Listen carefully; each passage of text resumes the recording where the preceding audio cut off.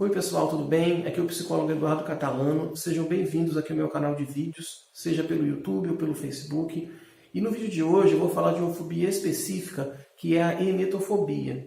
A emetofobia, para quem não sabe, é o medo de vômito. Então, basicamente, a emetofobia pode ser definida com uma relação àquelas pessoas que têm muito medo de passar mal e vir a vomitar, e também que elas têm muito medo de presenciar alguém vomitando, né? Então pode ser que ela não necessariamente tenha o processo do vômito em si, né, de passar mal vomitar, mas só o fato de presenciar alguém vomitando para elas é muito ansiogênico. Isso inclusive inclui assistir um filme uma pessoa vomitando, por exemplo, né? Não é somente presenciar assim, em loco, ao vivo e a cores.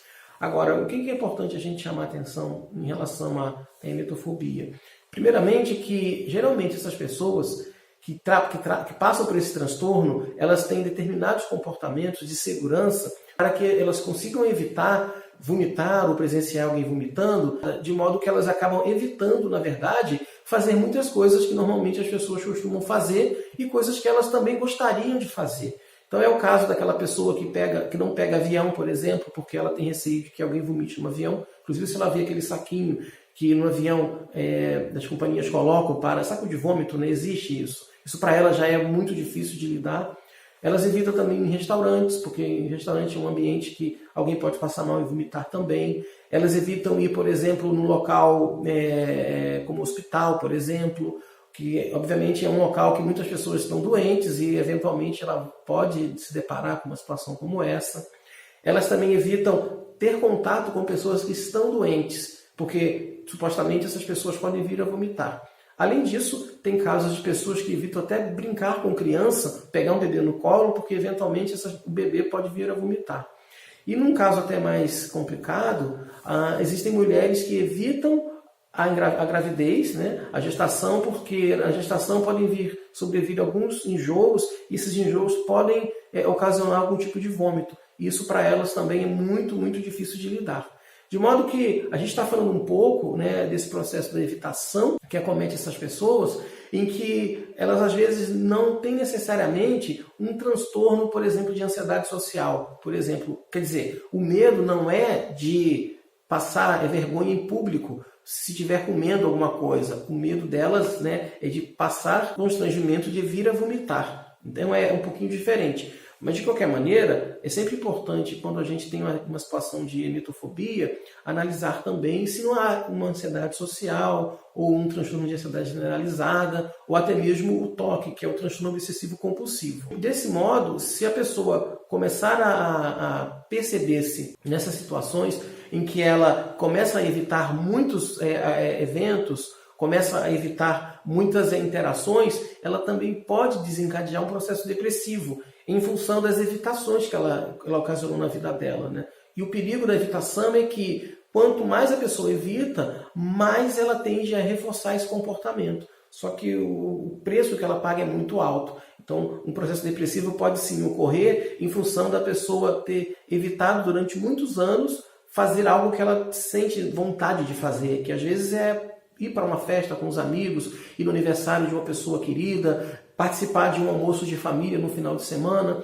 Essas pessoas, elas adotam tantos comportamentos de segurança com relação à alimentação, por exemplo, que elas não conseguem ficar de maneira mais tranquila quando há uma iminente possibilidade, às vezes remotíssima, de que ela venha a vomitar. Inclusive, muitas não vomitam há muito tempo, né? Às vezes a questão toda ela já passou durante 10, 15 anos, mas ela continua com esse medo muito ativado. Então, nesse caso, inclusive, é importante comentar que a causa da emetofobia geralmente está associada a algum evento traumático do passado, da parte infantil, geralmente. Então, é aquela criança que teve que comer forçado algum tipo de comida e acabou vomitando, ou ela teve uma intoxicação alimentar também, ou foi algum tipo de doença que ela acabou ficando, né, numa condição que ela vomitava. Enfim, algum evento pode ter ocorrido na infância que propiciou que ela ficasse fragilizada na fase adulta. E a emetofobia, nesse caso, ela se tornou um mecanismo da pessoa lidar com aquela situação de estresse, né? Uma situação ansiogênica, né? É importante também comentar aqui que A emetofobia pode ser tratada. A gente sabe que não é que exista um remédio específico para tratar a emetofobia, mas às vezes um médico psiquiatra pode indicar algum antidepressivo, algo para deixar ela menos ansiosa, dependendo da circunstância. Isso o médico vai ver. E na parte da psicoterapia, a gente indica a abordagem cognitivo-comportamental, porque tem se mostrado a mais eficaz para essas pessoas que buscam tratamento. É importante pensar que tem muita gente que passa por isso e não procura ajuda porque ela não sabe o que tem. Ela tem algumas questões relacionadas a isso, mas às vezes por vergonha de falar, ou às vezes por um desconhecimento de que pode buscar ajuda, elas acabam não buscando ajuda. Então, se você está vendo esse vídeo e passa por isso, ou conhece alguém que passa por isso, se você puder, divulgue esse vídeo, porque com certeza vai ajudar muita gente que fica perdida sem saber exatamente o que acontece com elas. Eu aproveito para falar, inclusive, que eu sou psicólogo, eu trabalho com abordagem cognitivo-comportamental. Eu também faço atendimentos online, então se você tiver interesse em saber como esses atendimentos funcionam, você pode entrar em contato comigo que eu explico como a gente pode marcar uma sessão, ok? Então, basicamente era isso que eu queria falar da emetofobia. Eu pretendo fazer mais alguns outros vídeos relacionados a essas fobias específicas, porque elas são pouco comentadas, são pouco exploradas, mas muita gente sofre com isso, né? Então a gente tem aí, talvez, a oportunidade de ajudar algumas pessoas que, de outra forma, não teriam como ter uma mínima noção do que acontece com elas e, eventualmente, até buscar ajuda. Era isso que eu queria falar nesse vídeo. Espero que realmente tenha sido útil para vocês. E até o próximo vídeo. Um grande abraço e até mais. Tchau, tchau.